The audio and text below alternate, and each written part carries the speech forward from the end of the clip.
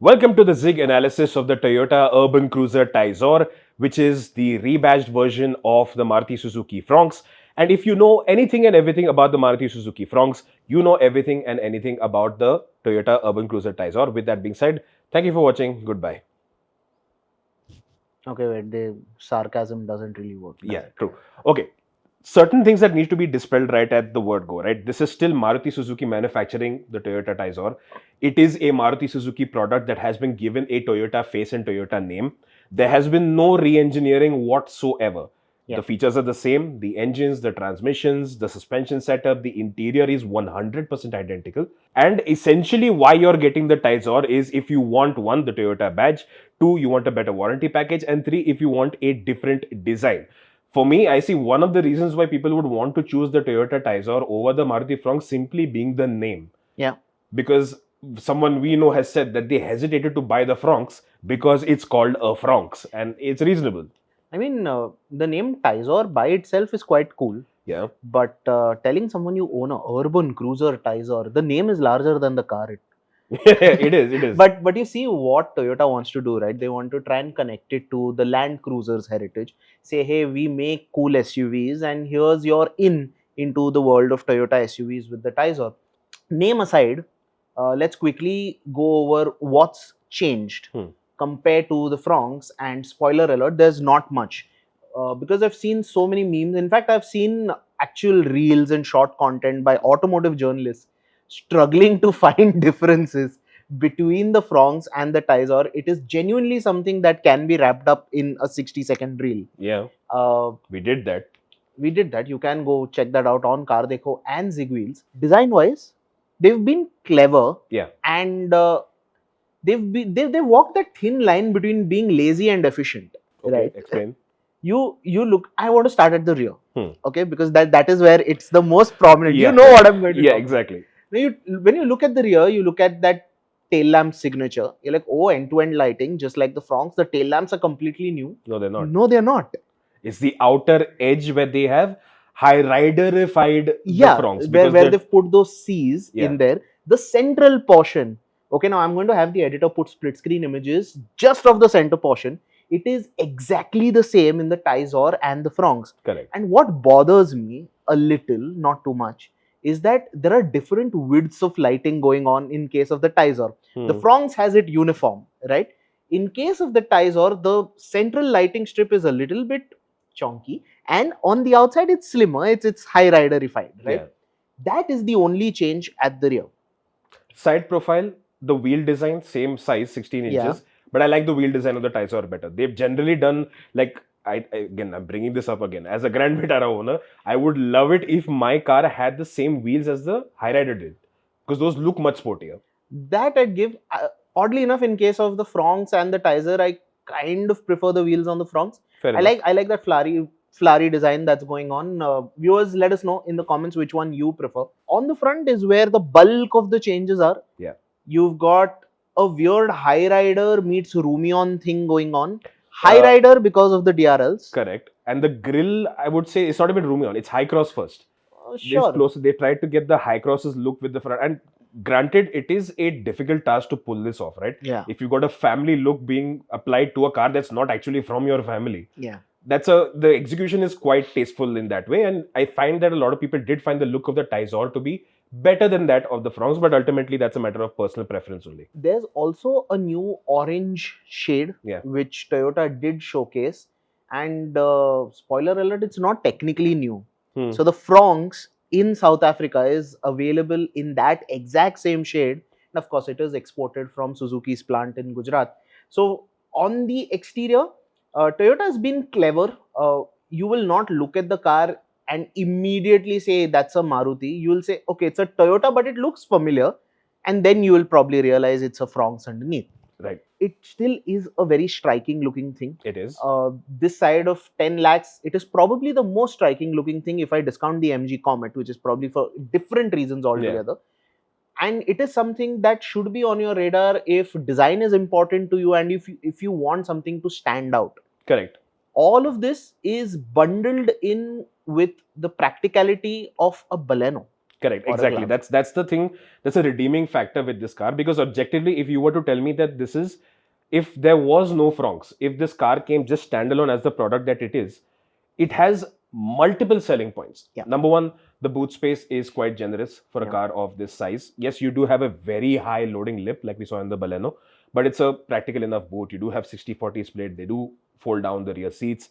The cabin itself, it is quite sizable, such that even with that slightly sloping roof, someone like me can sit in the rear seat. There is enough cabin space for four people to sit with space to spare, and tall people to sit with space to spare.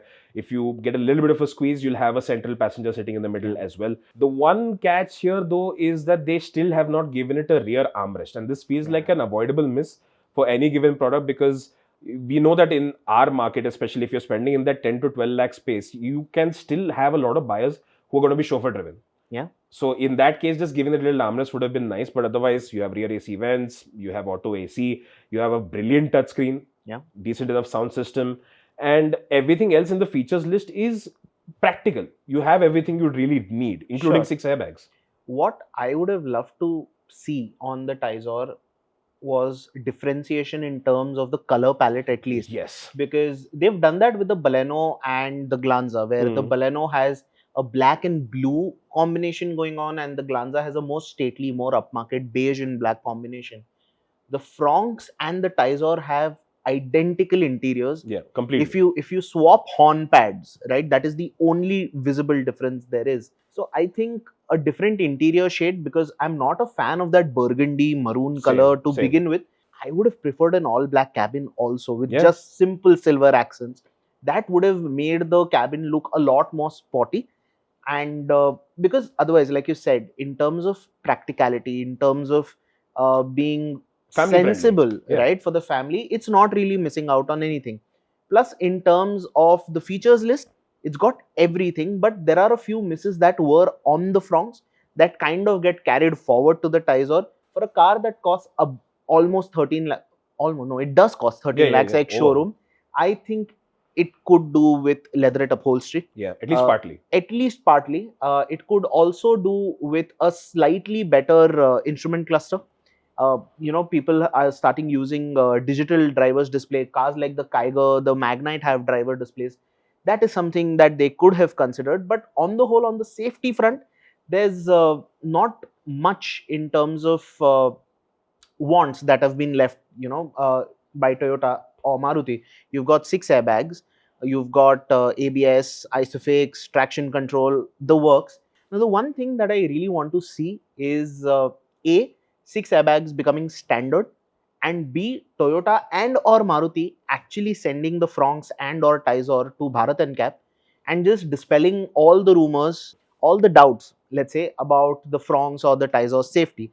Maruti did release a video of the Fronx's crash test, right? So there's reason to believe that, hey, there is some work that has been done on that front. But the number of questions that, or the number of comments that straight away point fingers at, oh, Maruti's made it, what about safety? Oh, Toyota's not making the engines, what about reliability? Which brings me to the point of engines.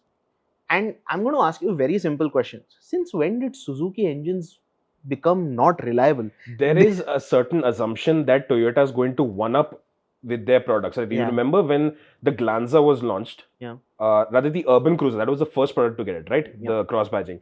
When we went to that Toyota dealer to do that walk around video, there was a customer waiting over there, and we were explaining to him that the product is 100% the same. yeah. Just because it got a Toyota badge does not mean it's going to be more reliable or less reliable. Simultaneously, it is not going to be better built either. It's Yeah. going to be the same. It is manufactured on the exact same line as the Fronx and the Baleno and the Glanza. So, and there is not going to be any preferential treatment just because a Toyota badge is being slapped on it. In fact, this reminds me of the conversation that we had with the people at Toyota, where I asked them, what gives you the confidence to offer more warranty Yeah. than Maruti Suzuki on what is effectively the same product, 3 years, 1 lakh kilometers, that's Toyota standard. right? And the reasoning was quite interesting. A, they don't really have a choice. All Toyota products have that, minimum Quality 3 years. assurance. And in their own words, every single product is validated by them separately. They know the kind of vendors that Maruti Suzuki is working with. They have enough trust, right?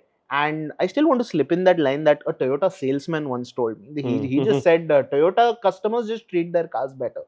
So That's hearsay. It's a belief maybe, but it has yeah, nothing to do. Buying a car from a Toyota doesn't change who you are as a person. The car is an extension of your personality. That's how it works. And with the engine options, you do have both the 1.2 liter four-cylinder petrol, manual and automatic. You also have the 1 liter turbo that's going to be available with in automatic transmission as well as an option. Toyota, by their own admission, was tilted to push for the turbo more so, yeah, because the Fronx itself was marketed heavily on the grounds of the turbo, but I don't think most people were opting for that yeah, because the price premium for that slightly more punchy performance, at least in that space, I don't see many people taking it. Like if you look at the Creta and Seltos segment, over there people will still make that jump from the 1.5 naturally aspirated to the 1.5 turbo. That doesn't really seem to be the case over here. So you might just find that Toyota is going to be making a stronger push for the turbo, but you do have the 1.2 available. And frankly speaking, given the kind of performance and smoothness and fuel efficiency you get with that 1.2, there's not really much of a need for you to go for the turbo. It is yeah. a plus one if you have more extensive highway driving, if you want to have a turbocharged car, but you're not going to find the 1.2 to be underpowered anyway. No, for daily city use, occasional highway commutes, the 1.2 is perfectly fine. The 1 liter turbo engine has become a bit of an Instagram sensation right now, Hmm. with a lot of people claiming, "Oh, look at the cars it can take down." Good for you. It can. Let's leave it at that. Good engine options. What Toyota could have done differently here was probably figure out a way to bring hybrid technology to the masses. But I think that is still a little, time away. That would entail, first of all, for them to make a product from the ground up, because this is still a badge engineering product, right? If they were going to put in that much effort, they would have made a more thorough job and not just a cross badge or slight bit of design tweaking. That's all this is. So we have to be objective about looking at what it is that they were doing or what it is they were trying to achieve by making the Fronx into the Taisor in the first place. And that is the overall crux of this discussion, that like we said, the Fronx is the Taisor. Every selling point that the Taisor has, so does the Fronx. The reasons to choose them are primarily the design, the brand, and the warranty. Yeah. And while people might deride this, and I won't say it's completely unjustified, Yeah. because some people do feel that the Toyota brand is being diluted by this extensive range of Maruti Suzuki products now coming into the fold. Fact of the matter is, one of the highest selling Toyotas today is a Maruti Suzuki. It's the Glanza. It is, but then that is also a factor of the price point that It it's is. available at. But let me ask you, do you think is Toyota diluting their brand value by selling Maruti Suzuki products? Keep the rational, logical auto journalist bit of you aside. Hmm. As someone who buys cars because he loves them, Hmm. do you think brand Toyota should have done this? I don't see the harm in doing it in terms of just getting them access into segments where they're not there in before. But yes, I will say that as someone who looks at brand Toyota in the way I do, it feels like you could have done a more thorough job. You're Toyota. Right. You're not looking for some kind of easy way into the market. Like you went to the Bangkok Motor Show. You saw one of the MPVs that they had. The Veloz. The Veloz. Why would you not launch that, right? It's not like you would lose out. Your customers still, it would still be your product. Right. You could do a thorough job. It just feels like you are taking an easy way out when you're going by the badge engineering route. And that is what it is. It's not like the product itself is bad. It's just that it's not your product. The only counterpoint to that is that the product that Toyota is choosing to slap their badge on is kind of sticking to the Toyota ethos in terms of being practical, in terms of being reliable, and in terms of being efficient. So these three core values that I view Toyota for is still maintained in all these cars. Yeah. And I'll give you a flip side from, say, an optics point of view. A friend of mine who has an Innova Highcross, who has a Camry in the garage, needed a third car for city runs, wanted a Baleno, bought the Glanza. Right? Because in his own words, he'd rather have the Toyota because the price difference didn't really make a difference. So there are cases like these where people would choose brand Toyota because it is brand Toyota. And like you brought that fact up about the Veloz, for example, great product, right? But the amount of work that Toyota would have to do to localize and to manufacture, the amount of money, it's just keeping an investment of 500-800,000 crore potentially. Probably to make a car which will effectively compete against the car that they're selling now. Yeah. So I would put it this way: this cross-badging endeavor is acceptable, Yes. but it's not ideal. Yeah. It will have an impact in terms of brand perception because, like we saw online, that seen certain Innova high crosses coming up with minor issues here and there. Yeah. Like besides what we experienced on our media car, they've Yeah. had beading and all coming off, and somehow Maruti Suzuki got blamed for what was happening with the Innova High Cross. Yeah, A even car though it's that is not their Toyota. fault. Yeah, it's a car. It's a Toyota car. Even if something happens with an Invicto, it was still made by a Toyota factory worker. It is in a Toyota factory. So that is what is happening over here, and I can't entirely blame the internet for making those kind of correlations because people are not going to sit and look at the nuance of what is the joint venture, who is responsible for what is the deal over here. So yeah, that is a matter of opinion. But the fact of the matter is, I do see the Taisor now becoming one of the highest selling Toyotas. It will end up in the top 3 and 4 for sure because the Fronx in itself was a fantastic and still is a fantastic car. Now you just have it with a slightly different flavor. So what you need to tell us is, given the choice, why would you choose the Taisor over the Fronx or the Fronx over the Taisor? And definitely let us know what is your opinion about the whole cross badging endeavor. Don't forget to follow us on Instagram. We'll see you in the next one. Thank you so much for watching. Bye.